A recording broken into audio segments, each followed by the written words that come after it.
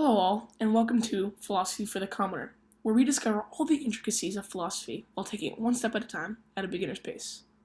My name is Jordan Young, and I myself am starting in philosophy.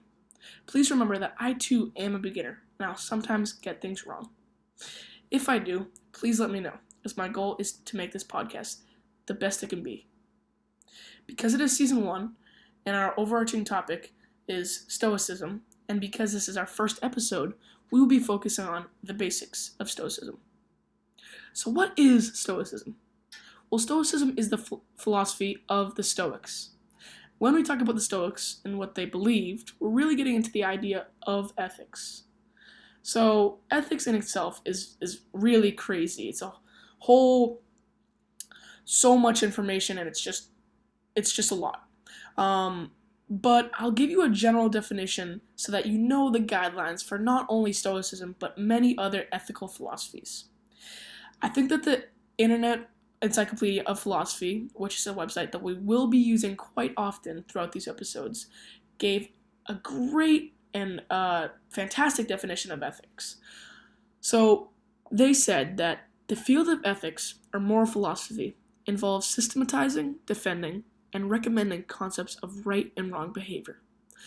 Philosophers today usually divide ethical theories into 3 general subject areas: metaethics, normative ethics, and applied ethics. Metaethics investigates where our ethical principles come from and what they mean. Are they merely social inventions, or do they involve more than expressions of our individual emotions? Metaethical answers to these questions focus on the issues of universal truths, the will of God, the role of reason in ethical judgments, and the meaning of ethical terms themselves. Normative ethics takes on a more practical task, which is to arrive at moral standards that regulate right and wrong conduct. This may involve articulating the good habits that we should acquire, the duties that we should follow, or the consequences of our behavior on others.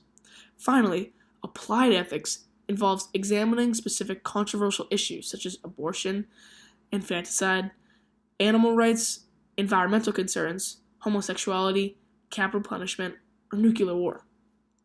So that was a great definition from the Internet Encyclopedia of Philosophy, and like I said, that is going to be something that we're going to be using continuously throughout these episodes. It's really going to be a trend because it is a very credible website, and a website that does have a lot of data on some other philosophical ideologies and principles that can't really be seen in other places at such a deep level and at a place with so much depth.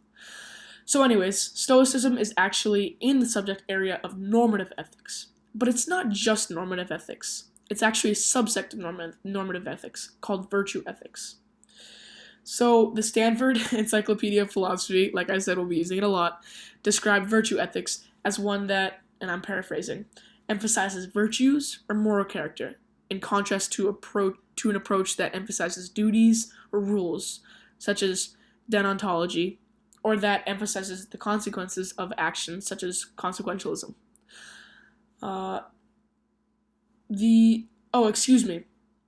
That was the Stanford Encyclopedia of Philosophy. And like I said, the Stanford Encyclopedia of Philosophy is something that we will also be using a lot. But the Encyclopedia of Philosophy adds that most virtue ethics theories take their inspiration from Aristotle, who declared that a virtuous person is someone that has ideal character traits. So take a little bit to think about, what are ideal character traits to you? What make up those ideal character traits? Do you have some ideal character traits? What ideal character traits do you not have? I do personally believe that you should at least a little bit come to terms with some things that you believe. You should at least have a foundation for things that you believe, and then use philosophy and use those philosophical principles and philosophical ideologies, such as Stoicism, to build off of what you do believe. So like I said, take some time, think about it, maybe pause the video, maybe pause if you're watching on the podcasting app, pause on that, and really do think and contemplate what you believe. Anyways, there are actually 3 main types of virtue ethics. but we're only really going to go into one of them, which is called eudaimonism. I probably butchered that, but we'll get better at it as we go.